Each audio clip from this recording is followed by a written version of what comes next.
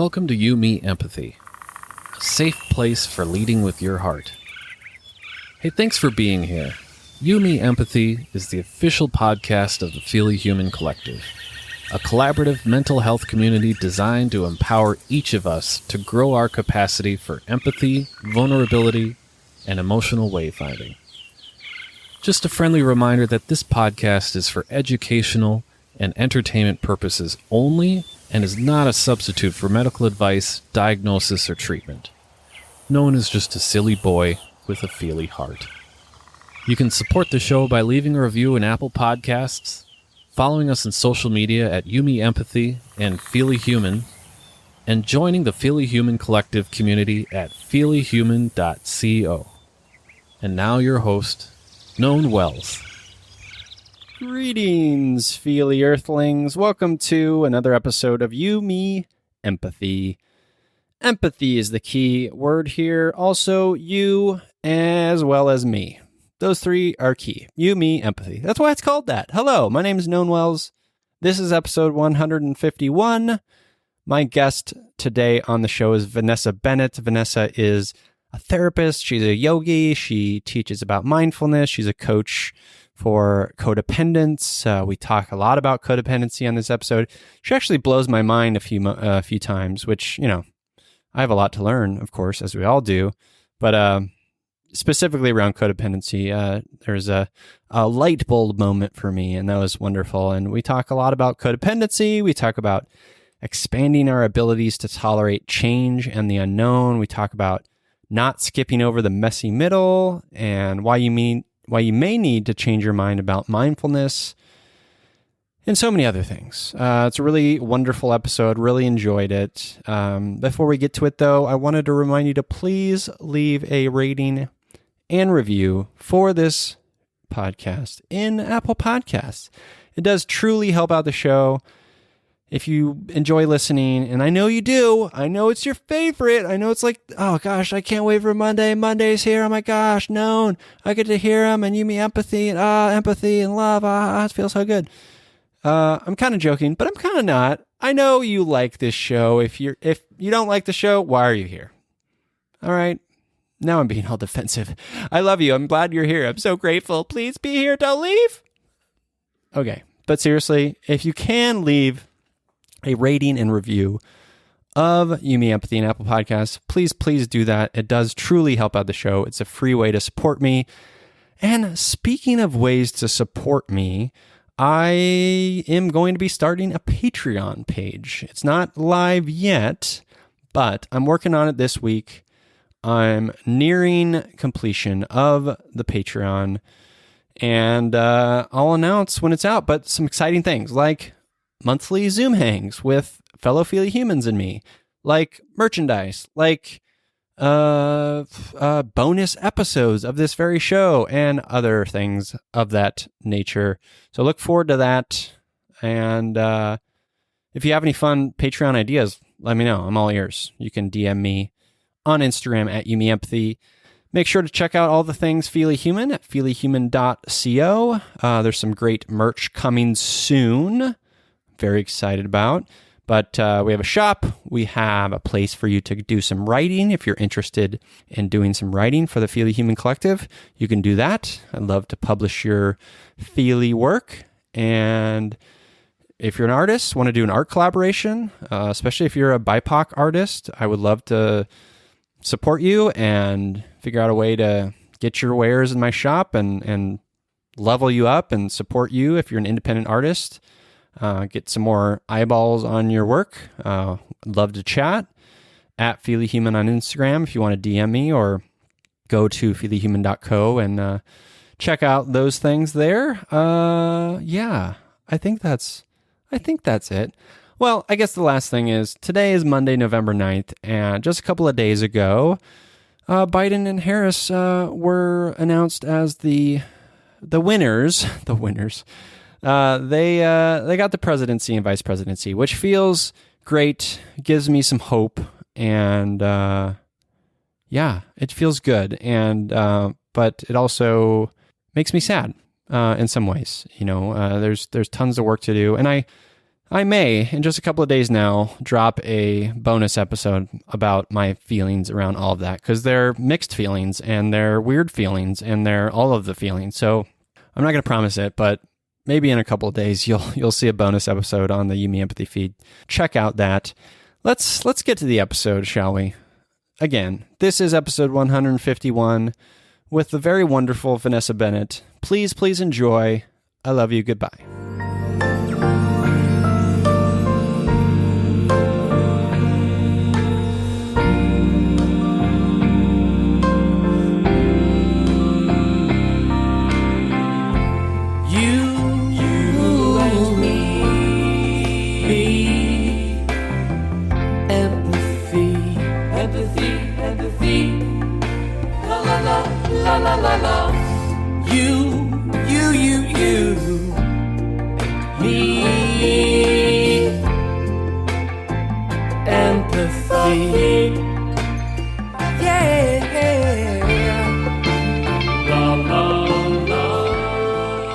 Welcome to You Me Empathy, the official podcast of the Feely Human Collective.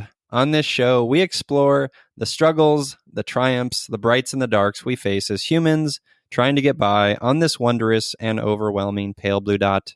The intent of You Me Empathy is to talk openly, without judgment, about our mental health, our neuroses, our shared anxieties and worries, to create a dialogue that is vulnerable and deeply human and empathetic, and to share that dialogue with others to inspire emotional and cognitive collaboration and insight, so we can, hand in hand, break down the stigma that make us feel shame and guilt for struggling, for feeling our feelings, for being feely humans.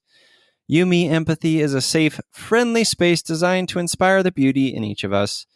Today, I'm Jazz, doing happy dances in the kitchen, or in the bedroom, or wherever, just in my house somewhere, doing happy dances, because I'm here with associate psychotherapist, codependency coach, and co-host of the Cheaper Than Therapy podcast. It's Vanessa Bennett. Hello, Vanessa. Hello. How are you? I'm doing okay. How are you? I'm good. We were talking a little bit before we hit record, but a little stressed in the state of the world environmentally and otherwise, but I'm doing okay, all things considered. Yeah. Yes. Vanessa and I both live in the Southern California area, and for you listeners not in this area, there are fires around and the air quality isn't great. And I empathize with your position, Vanessa, because there was a time when we bought our house, fires were near, and maybe a couple of years before that, we had to evacuate our horses, and that felt like this apocalyptic nightmare. I remember walking one of our horses like down just a residential street, and it felt very weird, and fires are scary. Yeah. And it's even scarier because I'm in the hills, and what I'm watching is all the animals that are trying to flee the fires are kind of ending up in our backyards and stuff. So we already have bears, but we've had many. And so I've been putting water out for the birds and the animals, and it's kind of chaotic, but. Well, I hope, I guess to the universe, to the firefighters, I hope we resolve this thing quickly, because it's, fire is one of those things that it's like, it's weird, right? It's like the sun. It takes life, and it we also need it, you know? Yep. It's all chemical, right? It's important. And we're also seeing it at kind of an unprecedented scale. Right. It does kind of like tie into the things that we talk about, especially you talk about as a therapist, like this balance of things that we need, of the things that, like the sun, like fire, like emotions, right? Like feelings, like we have to respect them, and we also need to like be curious. We need to have boundaries and all these things. Yeah. And we need to like protect ourselves in the midst of it, right? I mean, it's important to go there and to kind of stand in the fire and kind of balance that with, self-care and knowing your limits and how long can I stand in the fire before I need to step out and give myself a break and all those things. But I think that's a discovery as Yeah, you kind of learn about yourself more and more. absolutely. So we kind of brushed aside it a little bit, but we always kind of kick off the show, Vanessa, with an emotional check-in. Mm-hmm. Let's just say it. How are you doing in this moment? How are you right now? Well, as of recording, I'm feeling well. We are only a day out from Ruth Bader Ginsburg passing. So I will say that I have found myself touching the edges of some real sorrow, overwhelm, some anxiety. I think it's a collective feeling, at least for a good majority of people out there. So I know that I'm not alone in those feelings, but to be honest, that's definitely what's present for me in this Yeah. current moment. Yeah. No, I feel that. And rest in power, Ruth. Mhm. What a tremendous loss that is. She gave us so much, especially women. Tremendous loss. And I feel that too. Regarding that, does it feel, Vanessa, like, I guess I'm guilty of this a little bit. Does it feel like, something like that happens and then we're like, fuck, 2020, like what Mhm. is going on? It just feels like too much. Yeah. Yeah. And I'm seeing it obviously on my end too, working with clients and, teaching classes and just gathering in groups, and people are feeling definitely at their wits' end.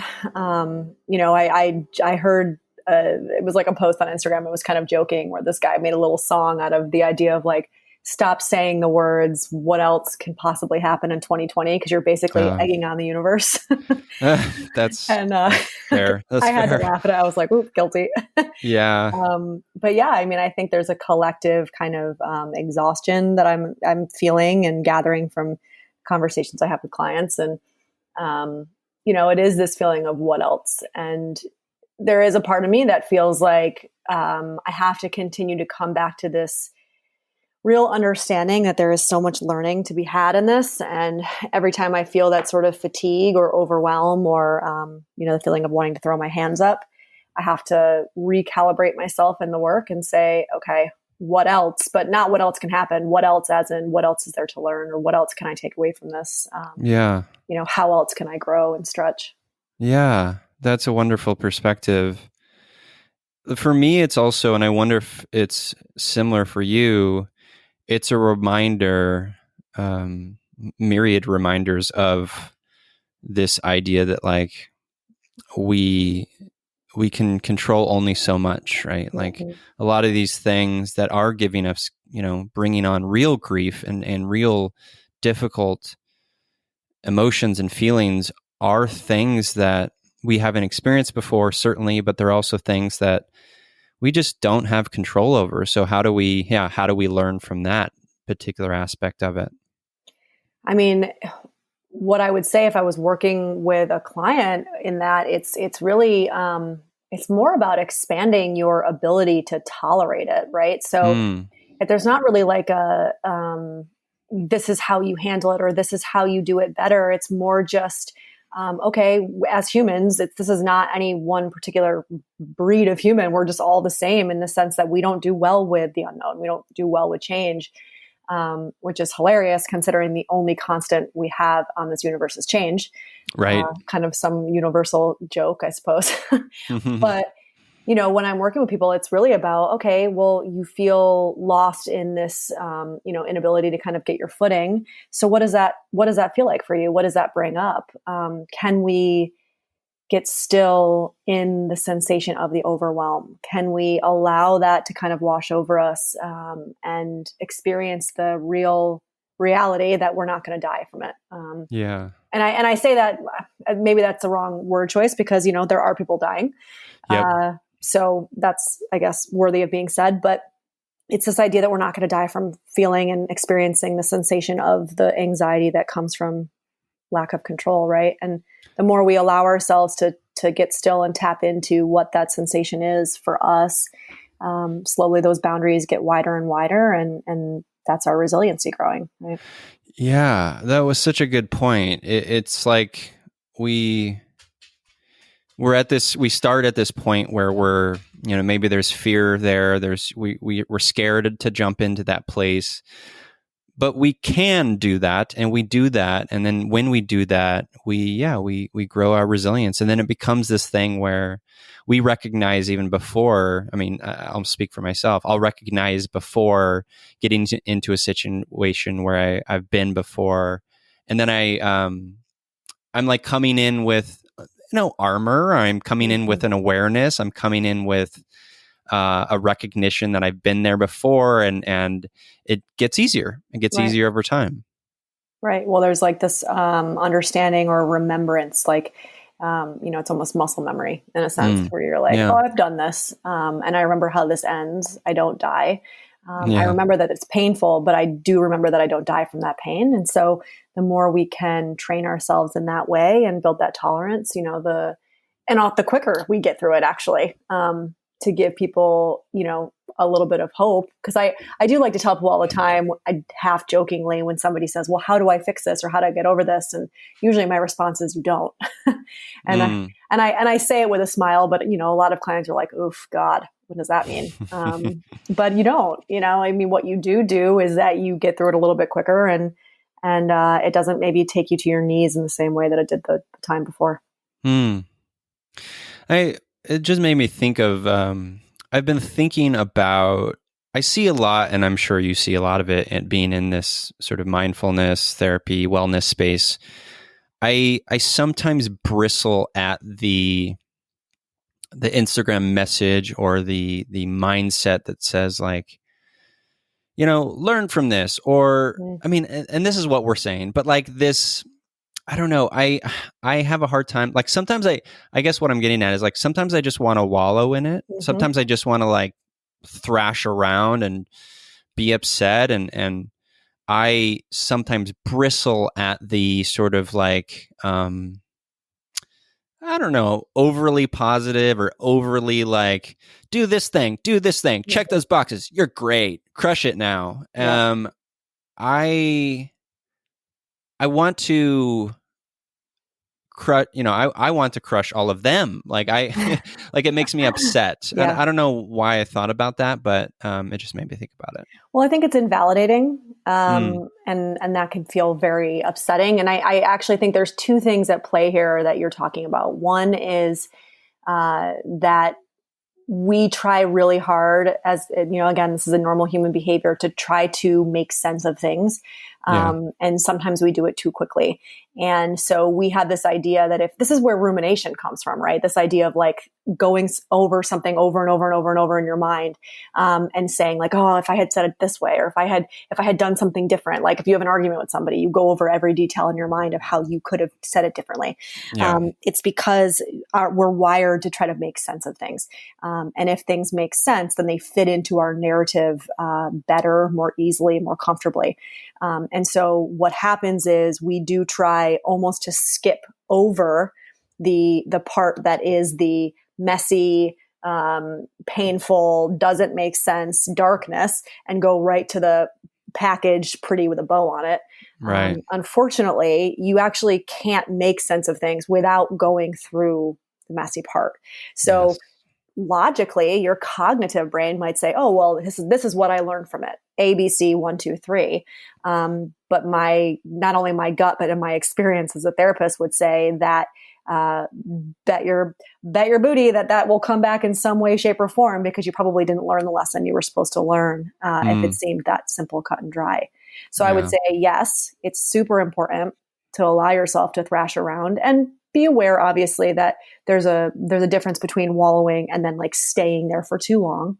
And that's important to obviously know what that line looks like. And I think that's partly what therapy is so good at helping us do, staying in that space safely, and then also reminding us to come up for air sometimes. So I would say that's part one. And then I guess not to go on too long about it, but part two, I think that I pulled out of what you said is this idea that I tend to get on a bit of a soapbox about, because I feel similarly to you, of what we call spiritual bypassing.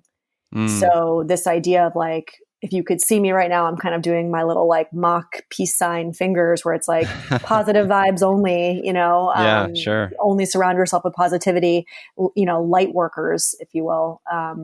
And again, going back to what I said before, you can't be a light worker without also clearly seeing, clearly embracing the darkness, because without dark, there is no light.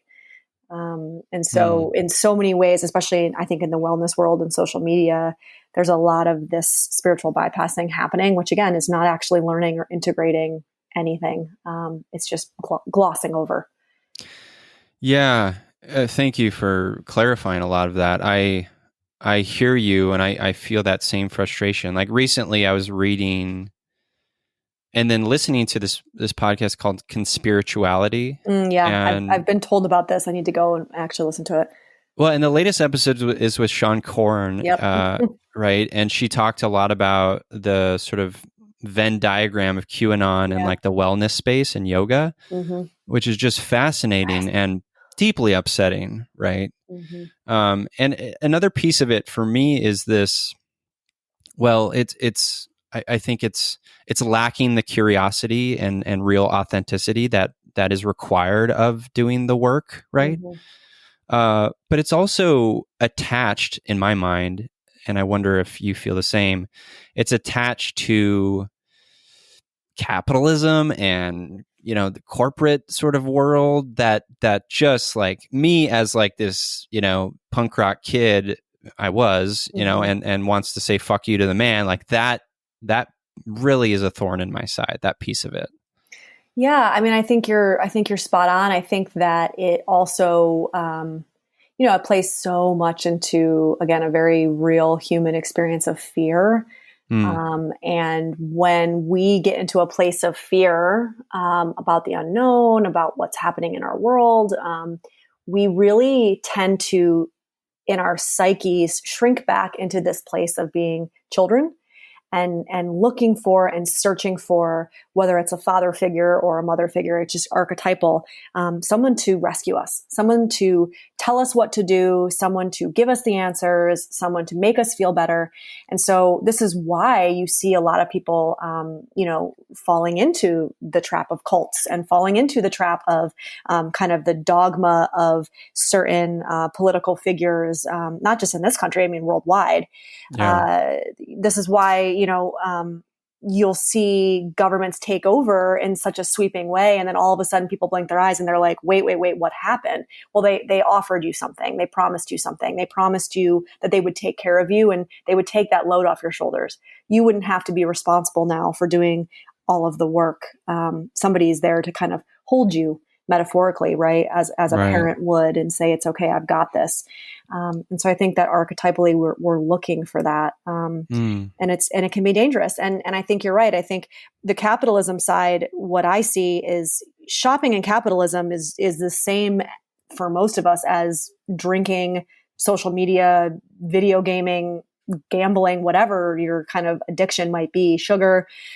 Shopping is the same. Capitalism is the same. We've been fed this steady diet of everything's okay, just keep buying.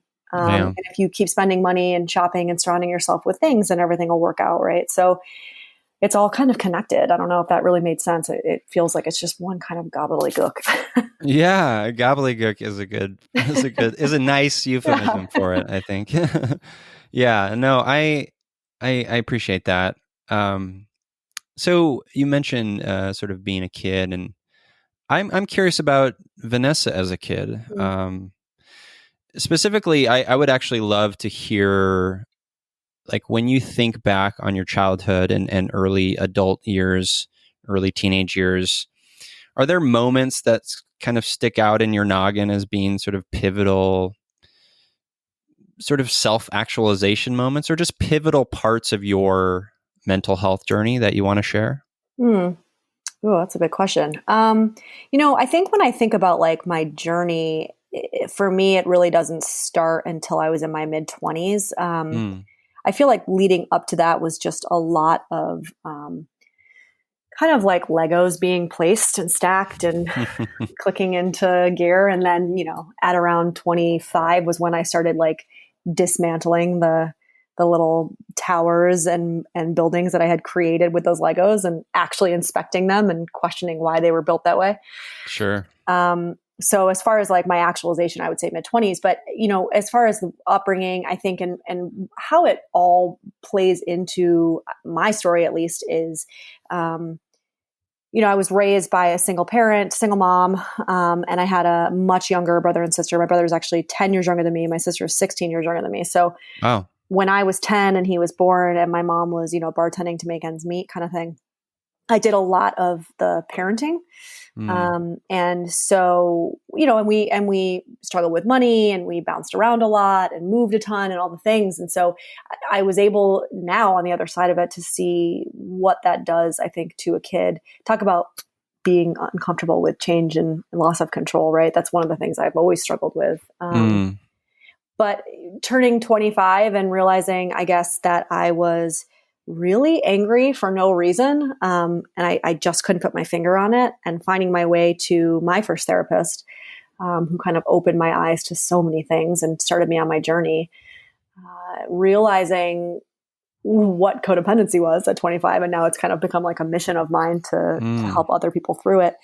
But yeah, 25, it's like, that's my pivotal year. And it's a little bit about that return to Saturn, I think, for me, that time period in my life. And, everything just starting to light bulbs popping and like I said, dismantling those Lego buildings. Yeah. I love that picture of the Lego, because it's true. We do so much building that's based that needs to be torn down, right? And it's often based on a foundation that's faulty, a little faulty, right? What were those early Lego pieces about? Like how were you building your identity before you realized I need to really look at this? I think for me, my mom was the center of my universe because it was just her and I for so long. And so I think my identity was really created and formed around, how can I please her? How can I be the best kid ever? How can I take some of the stress off of her plate because she was always so stressed out? How can I be helpful? How can I serve? And how can I be good? And so I think that and again, this is not, I shouldn't say again, I haven't really said this, but I think for a lot of us, it's hard for many, in my experience, to get to a place of being able to articulate something like this, because we have this really deep-rooted shame or guilt around, if I talk about these things, it means that I'm saying that my parent was bad, or it makes me a bad kid or an ungrateful kid. And a lot of what we do in therapy is kind of challenging that idea and realizing that, your parents did the best they could with what they had. Doesn't make them horrible people. It makes them wounded as well and struggling. So both truths can exist at the same time, right? Like Indeed. Your parent cannot be evil, and what you went through was hard for you, and it created some, not so great personality quirks, if you will.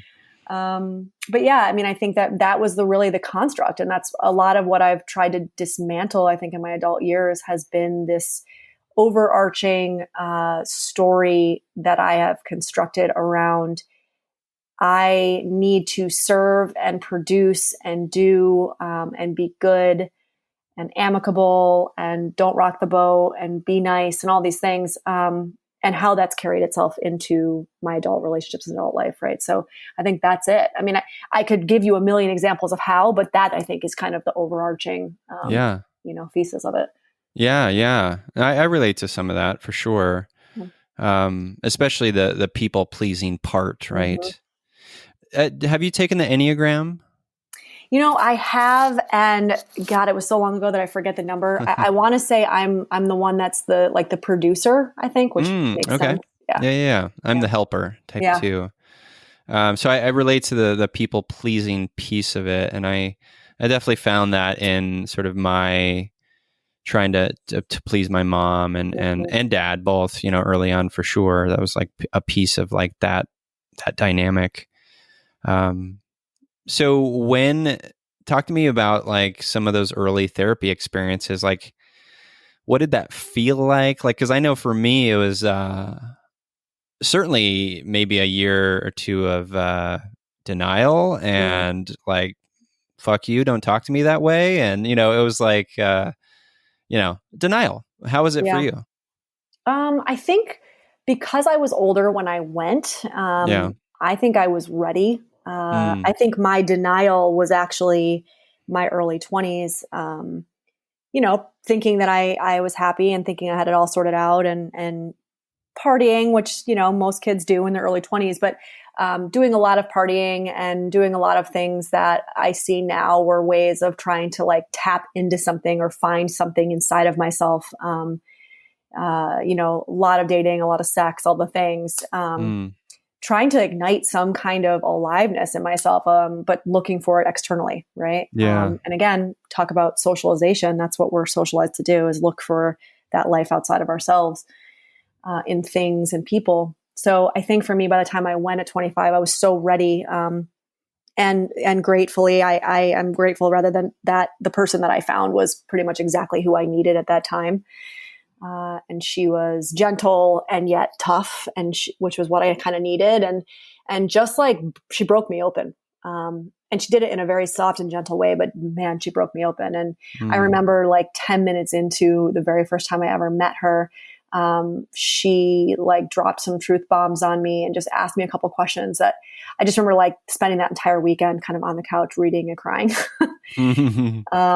And for me, it was all at once. It was like this. I went to therapy. I started therapy. I started yoga, and I kind of started like my seeking, I think, all at the same time. And so it was quite a whirlwind. It's a lot of change. Yeah, it was. And I was in a new relationship at the time, which in hindsight, I recognize was probably one of the biggest teachers to me, because it was, ended up in an engagement, and it was a relationship with somebody while, at his heart is a good person, really struggled with addiction and, just Peter Pan syndrome, I think a bit of it. And being the codependent that I am, but not really knowing it at the time, I think I realize now, like, damn, that was my one of my greatest lessons was that relationship, and I'm grateful for it. Were you like enabling his addictions? Yeah, in ways I didn't realize that was even considered enabling. And just him activating my codependency and me activating all his stuff, and just us kind of walking around being just walking projections, I think. And, but not knowing it at the time, obviously, right? We never do. Yeah. Hindsight is wonderful. When you, did you make the decision to go to therapy, or was there sort of a particular sort of thing that happened, or did you get sort of guidance from friends, or was it just like, I need this? Yeah. It's funny because I have somebody who is a very close friend, actually, I would say like my best friend for 10 plus years, who we recently kind of, I guess, parted ways. Now I wonder if that was kind of her point and purpose in my life this whole time, but she had started going to see this woman, and we were roommates at the time. And I remember her saying to me one day, like, I remember sitting at a restaurant and her being like, you're just like, you're angry. You're always angry. Like, you seem like you're just always pissed off about something. And I don't know, I just wonder why that is. And then I just remember her kind of giving me her information and saying, maybe you should just see what it's about. Like, maybe just talk to her. And I don't remember putting up a fight. I kind of started being like, yeah, okay, you know what? That makes sense. And I think that is a good thing to do. And thank God I did. Like I said, I never fought it. It just kind of landed in my lap, and I was ripe for it. I think I was real pissed off at that age. I relate to that. I think my anger was, I mean, maybe you know this as a therapist, like anger seems to be like a default emotion, right? And for me, it was like the anger that came out of not really realizing I had depression and these types of things I wasn't really addressing.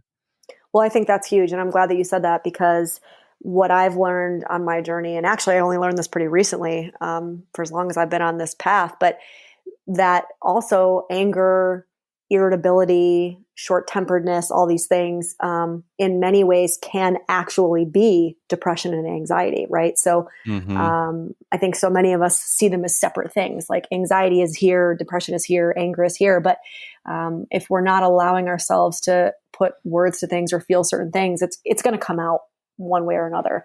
And if anger or irritability or whatever is something that we've always felt comfortable tapping into, then that is going to probably be the release valve that our psyche goes to. And so, yeah, I think that this is circling back to what we were talking about spiritual bypassing and this kind of like positive vibes only crew that's out there. There's so much danger in that because anger and I'll say negative emotions, even though I don't really believe that categorization, right? And negative emotions can be such huge flags for us that if we're trying to push them away and not look at them and not feel them, we're missing a lot, or we can potentially miss a lot. Yeah, I often like to look at it through the lens of the universe, right? And by that I mean the universe is wonderfully and overwhelmingly complex and nuanced and beautiful, right? And overwhelming and scary, right? And the same is true of our mindfulness or our mental state and our emotions, right? It's a tapestry. And, you said it before, like we can hold numerous truths at once and it's not binary, right? And all these things that we need to remember when we're doing our healing work.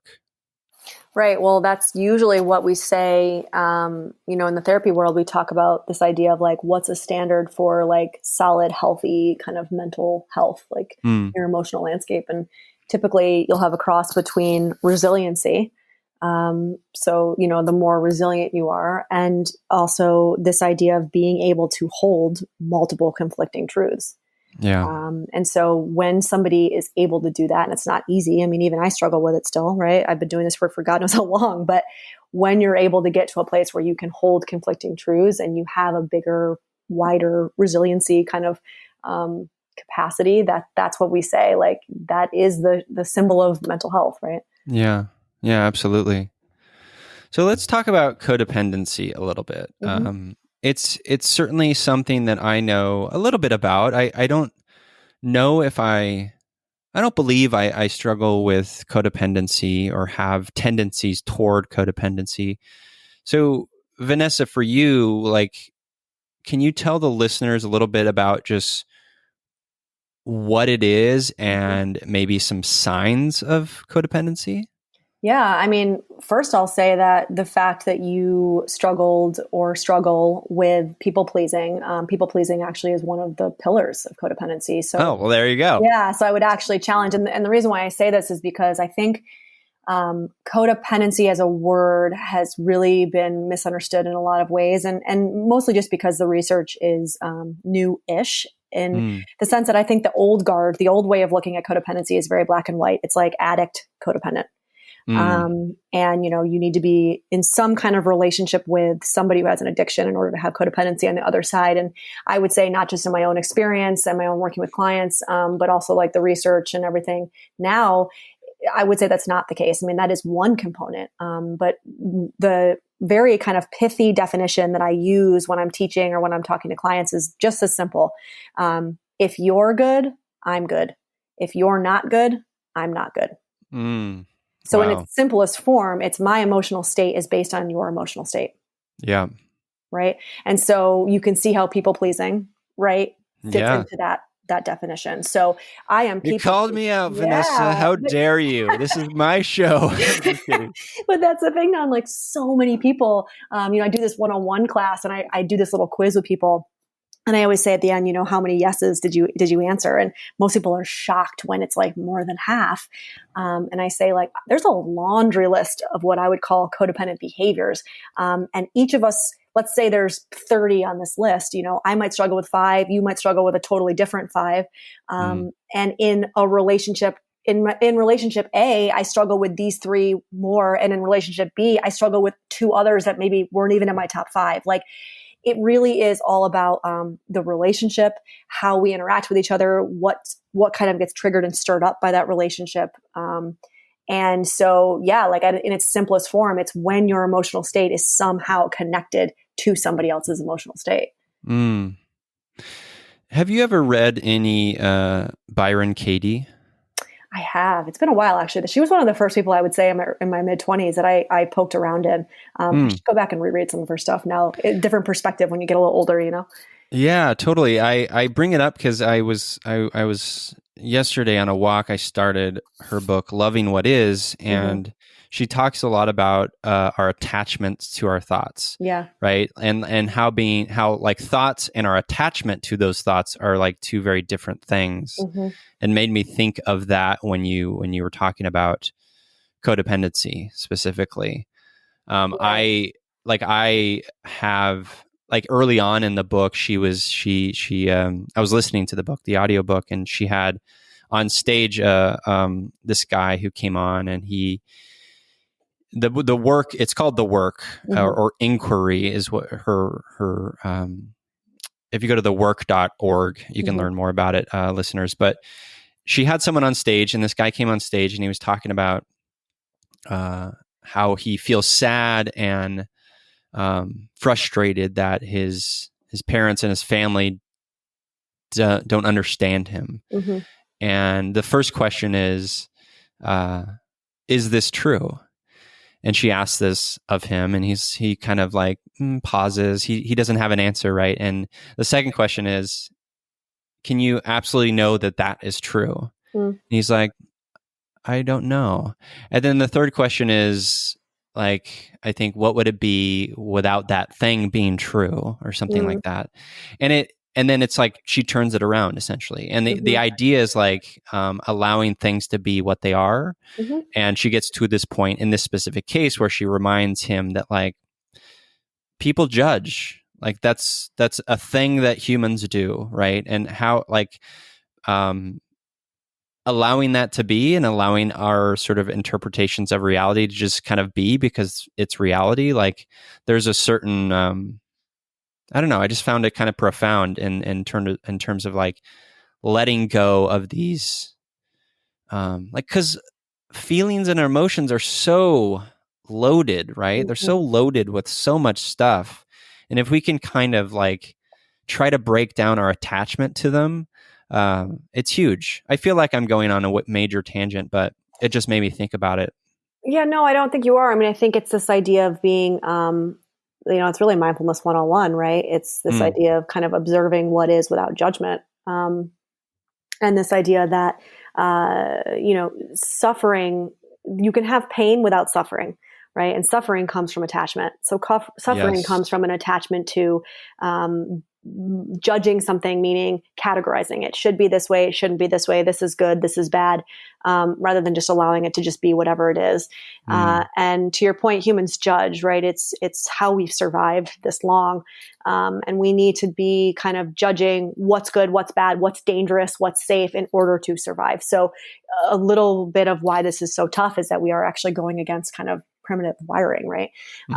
But this is, and also it kind of ties back into this idea of codependency, what we were saying. There's very real reasons why we develop codependent behaviors, and it's again, it's wiring.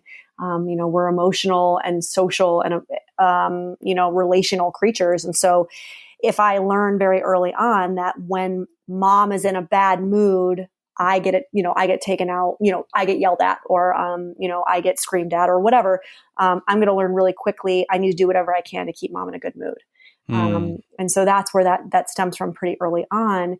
And you can see how it is an attachment to, not just allowing mom to be whatever mom is, right? Like whatever mom is experiencing in that moment can be hers over here with a boundary around it. And I can be over here with my own boundary around it. That's a very simple way of putting it. Cause again, we're relational creatures, right? And especially as a child, I need that positive love, that positive affirmation, that positive reinforcement to actually thrive. And I'm going to seek out love and acceptance in any way I can. So we learn kind of these, bad habits, if you will, pretty quickly when we're young, and then it follows us into adulthood. So it is all connected. Like I can see how you feel like it's a tangent, and yet all of these kind of theories all do intertwine in some way. Yeah. I can see it, being a child who is, sort of codependent, right? Who's in that space. Like that seems to be like a very like much a survival mechanism Right. in a lot of ways, right? Like, because as a child, like speaking of like having no control, you're sort of at the whim of your parents, right? And to avoid unsafe or scary situations at all costs seems to be the path. Mm-hmm. Right. Yeah. And, you know, what ends up happening in a lot of codependence is that I like to use the word scraps. Like we take the scraps that we can find as far as like what love feels and looks like. And so this is why in not everybody, but in a lot of codependence, you'll see them in relationships with people that it's very lopsided, right? Not just romantic, but friends, family, whatever, even work relationships where they're doing all the work, they're, you know, running circles around the other person emotionally, whatever, and not expecting the other person and or not setting boundaries, right? And a lot of that is because we've been trained that whatever we get is good enough. And so we look for these scraps. And so it's really hard to untrain someone that you deserve more than scraps. And also, what does that feel like? Because we don't even know. Right. And so part of this work is actually saying like, you know, what would it look, feel, sound like if I was actually in a 50-50 dynamic? But also I have to show up differently in order to have that 50-50 dynamic. Right. You can't keep showing up the same way. Mm-hmm. And it is like, that is the scary part, right? Is like, you don't know what it feels like. So it's a little bit of trusting yourself and having confidence in yourself and trusting a partner or a friend or whoever it may be in that relationship. Well, and they might do exactly what you're afraid of them doing, and they might right. leave. You know, and that's a huge risk. Again, as relational creatures, it's a huge risk to take, right? To risk potentially somebody walking away. And again, we learned this when we were young. To your point, it's a survival strategy, right? That also helps people understand, like, it's not your fault. You know, you developed these survival and coping strategies for a reason. And now they're not working anymore. And that's great. And so now we get to understand and learn, like, thank God I was able to adapt in this way. But now I'm at a pivot point in my life where I get to start undoing some of this stuff and start to seek out more satisfaction and authenticity in my relationships. But that doesn't come without work. That doesn't come without blow ups. That doesn't come without probably some people leaving along the way. Yeah. How does codependency still show up for you today? Oh, all the time in every way. I mean, this Can you give me an example? Yeah. So, so in my relationship now, and, you know, I mean, thank God I'm in a relationship with another therapist, right? So it's a lot of constant talking about things, which I'm not only a codependent, but I'm also an avoidant attachment style. So which is an interesting combination, let me tell you. But I will, again, not rock the boat. Right. So when you were saying earlier about trusting yourself, I think actually one of the pillars of codependent work in the very beginning is actually not just trusting yourself, but actually figuring out what is that voice even saying? Like not actually expressing my needs, asking for what I need and want, but what is it that I even need and want? Yeah. Because for so many of us, for so much of our lives, it's always been about what does that person want and how can I make sure they're happy? That we don't ever kind of sharpen that knife. We don't know what that is. And so for me, I'm still learning that. So, you know, a tangible example would be something is said or done or not done that upsets me, irks me, kind of ruffles my feathers. My natural tendency is to stuff it down, get annoyed, sit on it for a while, not say a word, and then eventually kind of allow it to dissipate. Shocker, it doesn't dissipate, right? It builds and builds and builds, i.e. resentment. But that's been my MO my whole life is like, don't say anything because conflict is bad, right? And so how I see it show up now, and like I said, thank God he's a therapist, because a lot of times he'll say, you know, what's happening? Like he'll pull it out of me.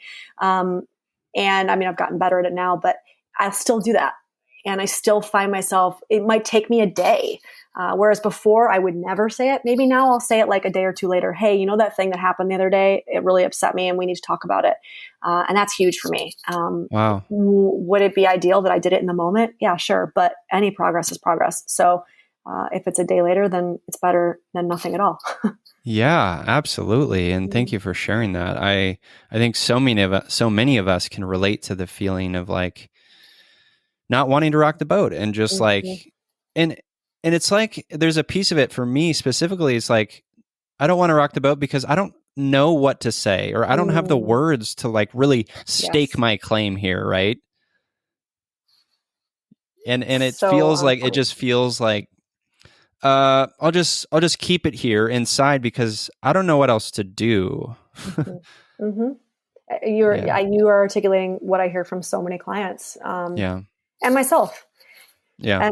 And I think that one of the, I guess, strategies that I've given people and used myself is, um, and this kind of ties into perfectionism, which is another kind of codependent trait, which is you don't need to have it figured out, or it doesn't need to sound perfect for it to be voiced. And so one of the kind of characteristics of codependency is just what you said. I don't really know how to say it. So what I'm going to do is I'm going to take it over here to the side by myself, and I'm going to sort through it.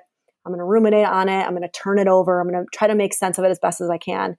And then I'm going to put a bow on it. And the part of it that I feel like is worthy or makes sense to share, I might bring back over to you and then let you know about it. Mm. That's not intimacy.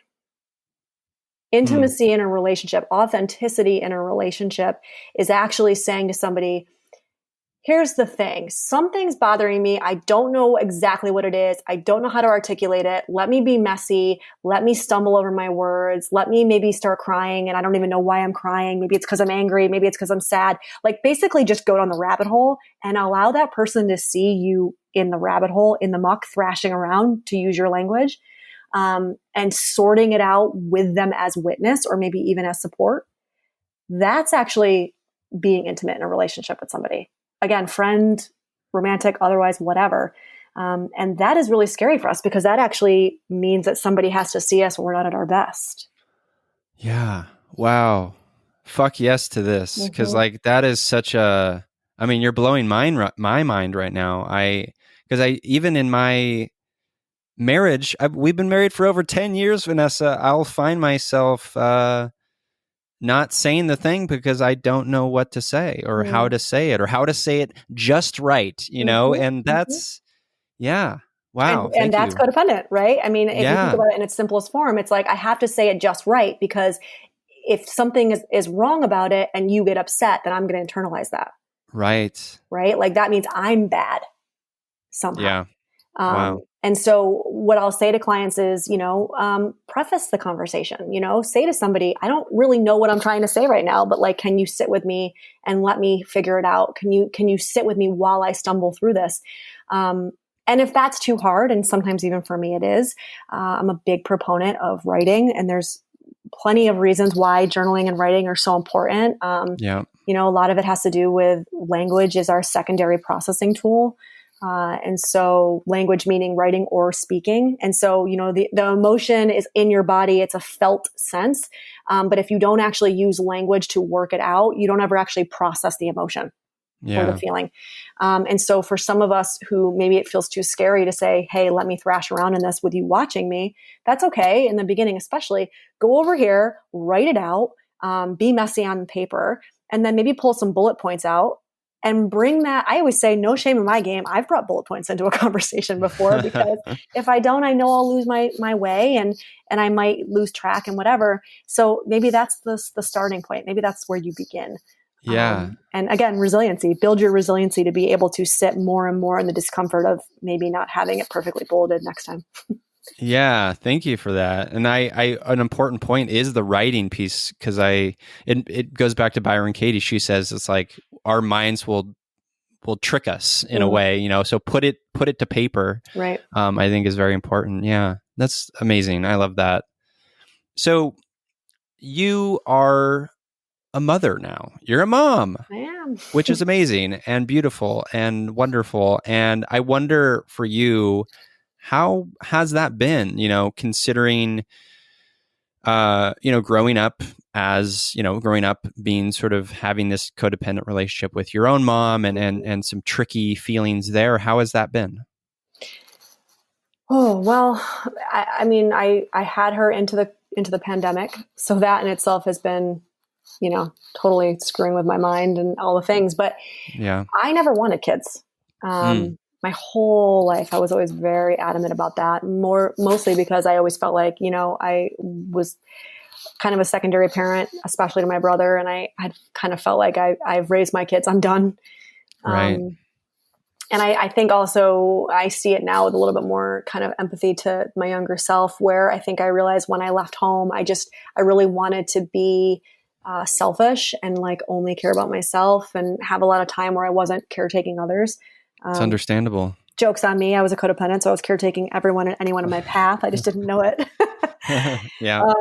But it's funny because I got to, I don't know, my mid 30s and I met my partner who I'm with now. And it's not this whole like, oh, when you meet the right person, you'll know. I didn't feel it like that. But we hadn't really been together that long. And I remember, I was on a meditation retreat for my birthday, and I was my 35th birthday. And I remember sitting in my second day. So I was like deep in it.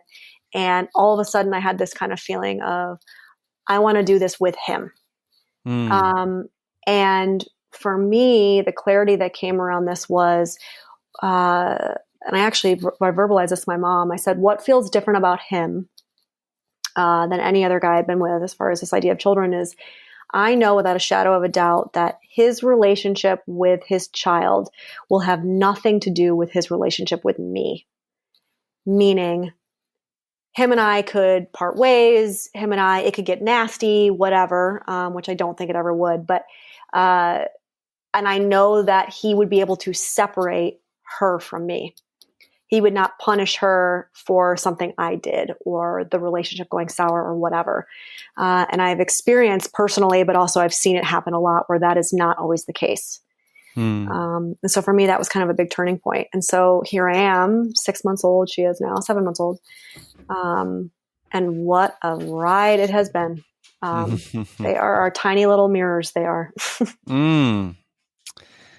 I mean, we are mirrors for each other as humans, right? I love that. And I love the distinction and that separation between, the relationship with the kid and the partner. I think that's crucial. And so wise.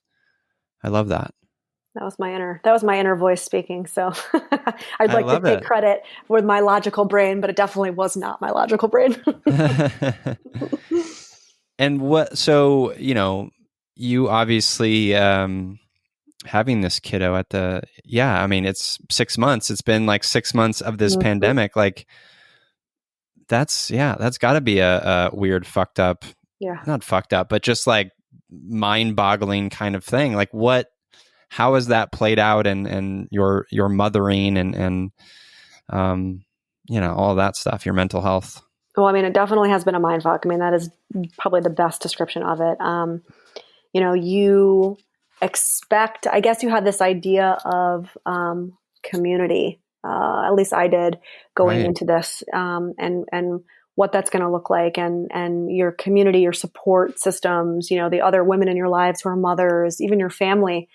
And so by nature, quarantine means you have nobody around you, right? And so a lot of that was stripped away from me. My family lives on the East Coast. So my mom was actually here when she was born. She had already been out here before any of this stuff happened. So she met her. Obviously, she was here for her first week of life. But outside of that, like my brother, my sister, nobody could come and meet her. And none of my friends could be with me as support. And so as a new mom, that was hard. I mean, thank God for technology, but that was really hard. And so I think that it was also a real awakening for me and a realization of how much as a society we have siloed ourselves off, I guess, right? Like I had this real realization. I think she was only a few weeks old. And I remember calling, somebody who's a mutual friend of yours and mine, Danae, and essentially saying to her, we are not meant to raise children with just a mom and a dad. Like who told us that this was a good idea? This is bullshit. And I remember just being like, we are supposed to be in a village. There is a reason why the whole, like, it takes a village is a saying. because this is not okay. Like, two people cannot do all this alone. And especially in the beginning, it's really 1.5 people, because especially if you're breastfeeding, all the things, it really is 90% mom, right? Right. You're waking up with her in the night, all the things. And so I just remember being like, what did we get ourselves into? Like, how stupid are we that we decided to have this thing in the, 50s where it was all about the nuclear family and moved to the suburbs. I was like, this was dumb.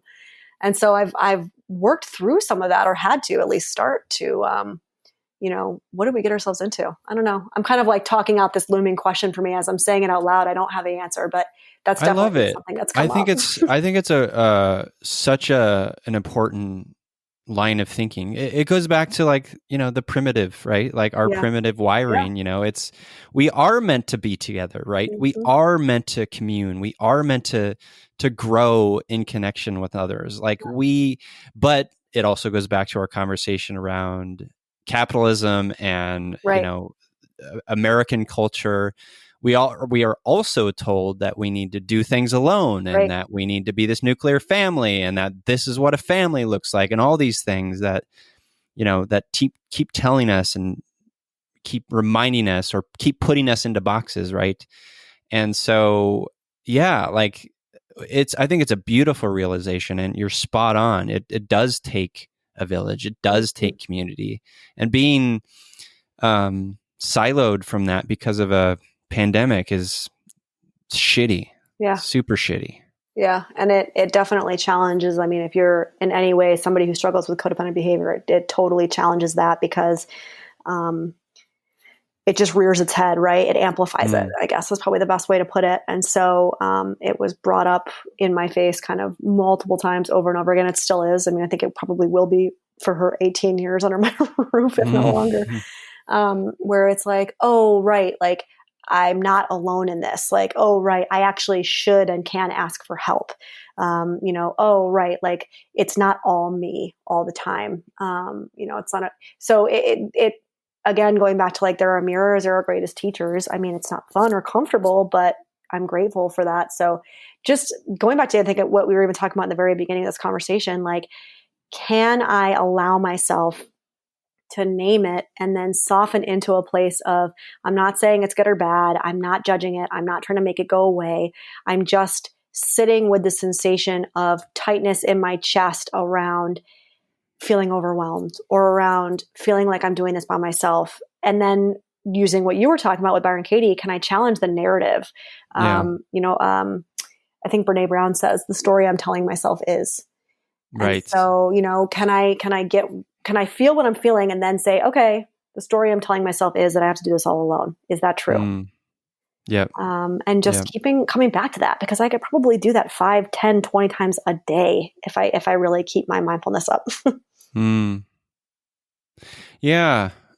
So talk to me about mindfulness a bit. Like, this is an area that, I mean, you're a mindfulness coach, and it's an area that you clearly are passionate about. Like, what in particular do you love about it? I think going back to like the start of my journey, I think for me, it was such a turning point, I guess, in allowing myself to release some of that like anger and kind of resentment and bitterness that I was walking around holding.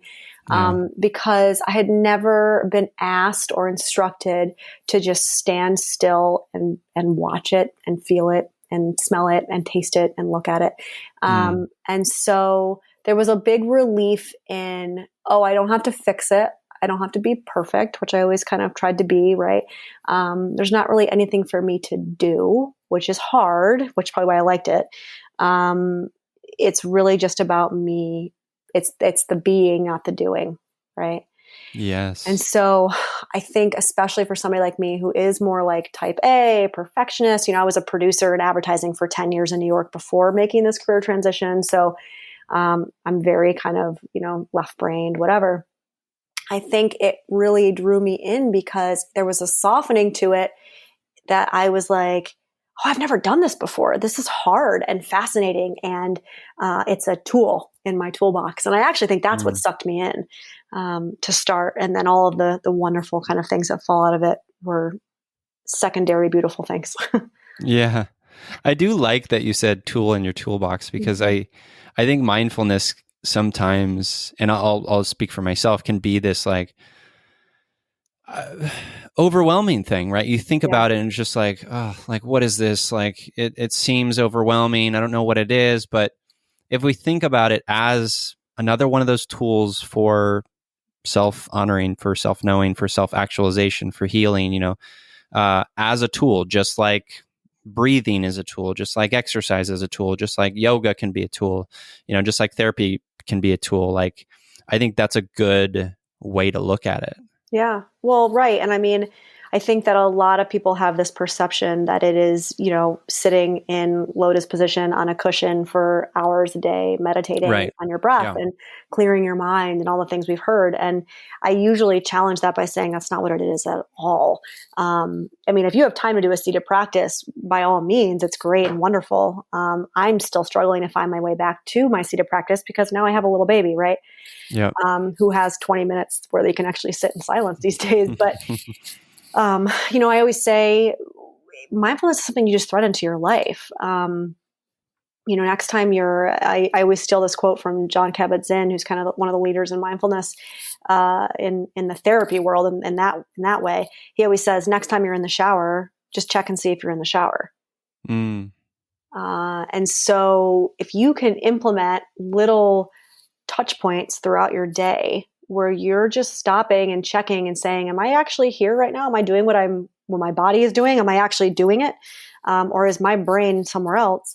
And you bring yourself back to whatever actually is happening in that moment. So whether it's brushing your teeth, whether it's driving to work, whether it's walking your dog, whatever, and actually be present in that experience. So, watching the leaves on the trees blow and smelling the breeze and noticing how the light reflects off of them and just the nuances. That's it. That's mindfulness. And so can you thread it through? It doesn't have to be a 20-minute seated meditation, Yeah, absolutely. I try to bring a mindfulness practice into my running, right? I kind of turn it, I'm not playing any music or anything. And I just, listen to my steps, right? I smell the things, I hear the things. I try to kind of be as in the moment as possible. Yeah, exactly.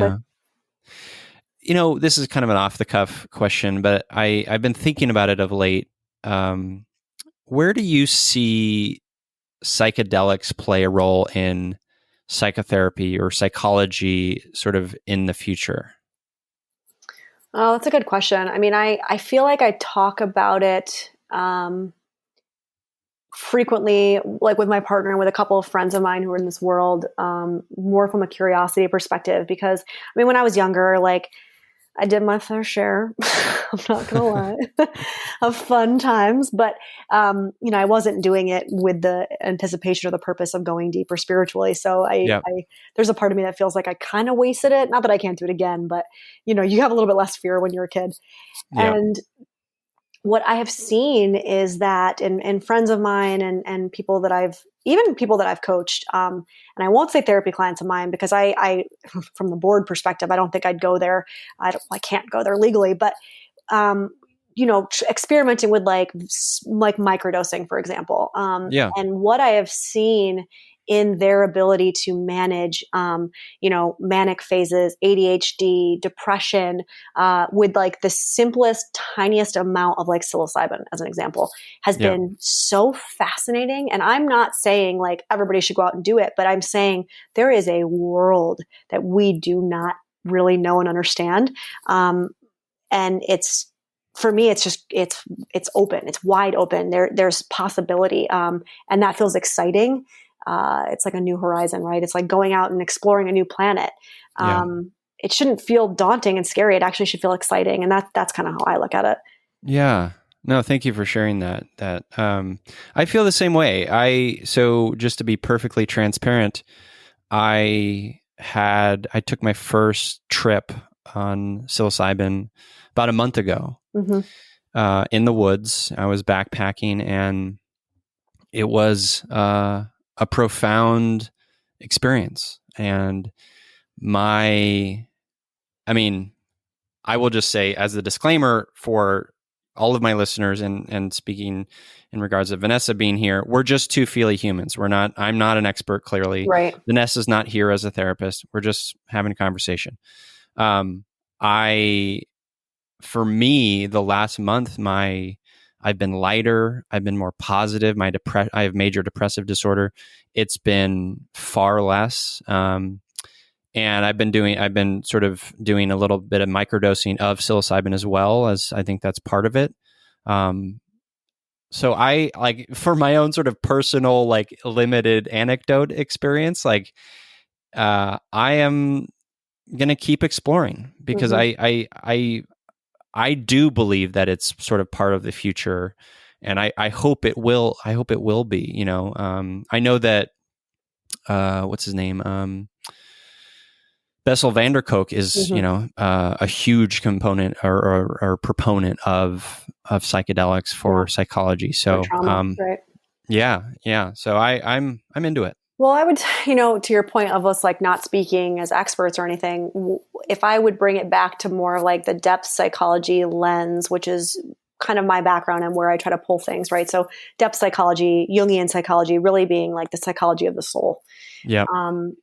My curiosity about it is almost to say, this curiosity that we have towards hallucinogenics, like there is something that we are grasping, or trying to grasping for. There is something that we as human beings, in some way are desiring. So we enter into this state. We are by nature, like I was saying earlier, meaning-making creatures. And there is what Jung used to say, there's the religious or the spiritual aspect of the psyche.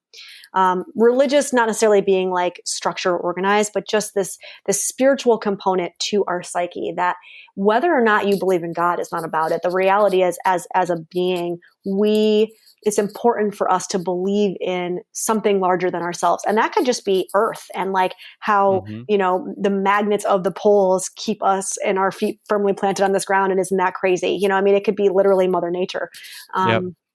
But just this knowing and understanding there's something out there that's larger than ourselves.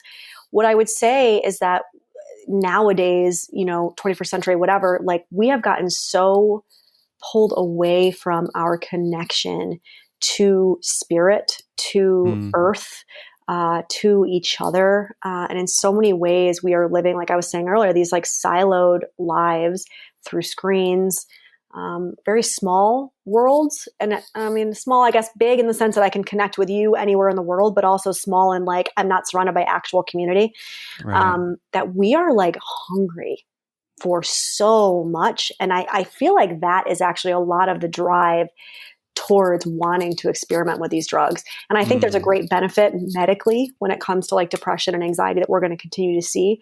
But my question and curiosity is always around the spiritual aspect. Like we're looking for something, we're craving, we're searching. And so that to me is kind of the driving force that I'm seeing anyway.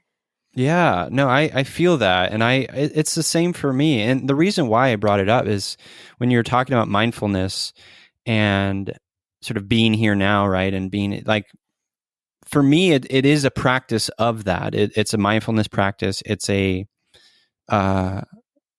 reminder that, we are connected. It's a reminder that we are connected to the earth. It's a catharsis. It can be a deep exploration. For me, I did a great deal of crying and laughing, and it was like this, cosmic wonderland, and it's not, to your point earlier about like, doing it as a kid, maybe not at the right time. It's not a party drug. It's a tool. Maybe it's another tool, right, in our toolbox, and I just hope to see more of it for that reason, because to your point, I'm deeply saddened by the silos, it's why I started Feely Human. Like, I want to see us grow as a community, I'm tired of the bootstraps. Fuck the bootstraps. Right? Like, I don't want that. I want us to be together and connecting and growing, because that's how we do it. That's where it's the most rich, Right. I mean, that's why, I'm grateful for people like you that are having these dialogues and expanding kind of the especially, I mean, I know you and I talked about this a little bit when you were on my podcast, but this idea of like doing it from a man's perspective, right? I mean, culturally we're just so, our men are so inhibited, and we put so many, boxes and chains on the men in our culture. And so I think it's especially important that people like you are having these conversations and reminding people, men included, or men especially, that it's okay to have these conversations. Sure. Yeah, indeed. I mean, and your partner is doing a wonderful job at that as well, of course. Yeah. So, tell the listeners a little bit. You mentioned your podcast. Tell the listeners a little bit about your podcast, Cheaper Than Therapy. Yeah. So, my very close friend, soul sister, in this work, we went to grad school together, Danae Salkin, her and I decided, you know what, we're always having these kind of crazy, winding, hour-long conversations. Why don't we just hit record and bring them to other people, right? And so out of that was born Cheaper Than Therapy. It's a bit of a combination of her and I talking therapy talk, interviewing people like yourself that are doing great work in this world, and also doing real sessions on air. So kind of pulling from some of what Esther Perel does on hers, but bringing people in for kind of like quick little coaching sessions. And so you get to see how we work, how our minds work, what that might look like. And the idea is to really like, pull back the curtain, I guess, on what happens in the therapy room. Yeah. Yeah, listeners, it's wonderful. It's called Cheaper Than Therapy. I was a guest on the show. Danae is wonderful. Danae was a guest on You, Me, Empathy. It's just another, beautiful, safe space on the internet for your ear holes. I think it's incredibly healing. They have wonderful guests, and I do love the sort of mixture of like the coaching call and the interview. That's like, I think, really special and unique. Thank you. Yeah, we thought so too. And also it kind of feeds our inability to sit still in a way, because we knew we would be, it was like, let's change it up. We'll get bored if we keep doing one. So totally. This way we're like, hey, what do you feel like doing this week? Oh, let's coach somebody. Okay, great. I love that. I love that. Before we wrap up, Vanessa, we always talk about our empathy heroes on this show. So these are the people in our lives who are deeply empathetic, compassionate, feely humans. I'm going to go first to give you a moment to think about your empathy hero. So I recently watched on HBO Max this 3-part documentary series called Expecting Amy. It's created by Amy Schumer, the comedian, and it documented her giving birth to her little baby boy, and that experience. And during that experience, her, also taping her special and releasing her special. And I bring it up because it's actually, I was crying openly, like weeping. It was incredibly profound. She's deeply vulnerable in it. It's very funny, but it's also, you see a different side of her in this. It's just incredibly vulnerable. Through the taping of this documentary series, she also, her partner or her husband, finally, as a 40-plus-year-old man, gets a diagnosis of autism spectrum disorder. And that was very emotional. And it's really worth your time. Like it made me, like, I liked Amy before. She's very funny, but this really kind of made me see her in this bigger sort of light, and I really appreciated it. So Amy Schumer is my empathy hero this week, and you definitely, listeners, should check out Expecting Amy. It's on HBO Max right now. Interesting. Yeah. So you took it a different direction with giving people some people to look into.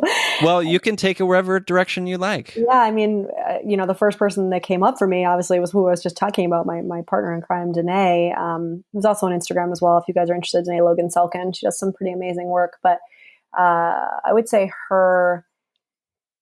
she's the one that came up, I think, first and foremost, just as somebody who I'm always striving to, not emulate, but just striving to be, I guess more like her. I guess emulate is the right word, in the sense of there's such a real ability to catch herself in judgment, question herself in judgment, be as open as possible. This never-ending kind of well of empathy. Which is probably why I went to her first. And so for me, I think that was a person that came up when you asked. Yeah. Yeah. I mean, I share that. Danae is a wonderful person, and I'm so grateful to know her. And I hope to, be able to hang out with her again in person, and you one of these days. We're not far from each other. When we one can of these hang days, out without 2028, when the pandemic. Vanessa, where can the Feely humans out there learn more about the work you're doing and connect with you? Yeah, I mean, I'm on Instagram at Vanessa S. Bennett, Bennett.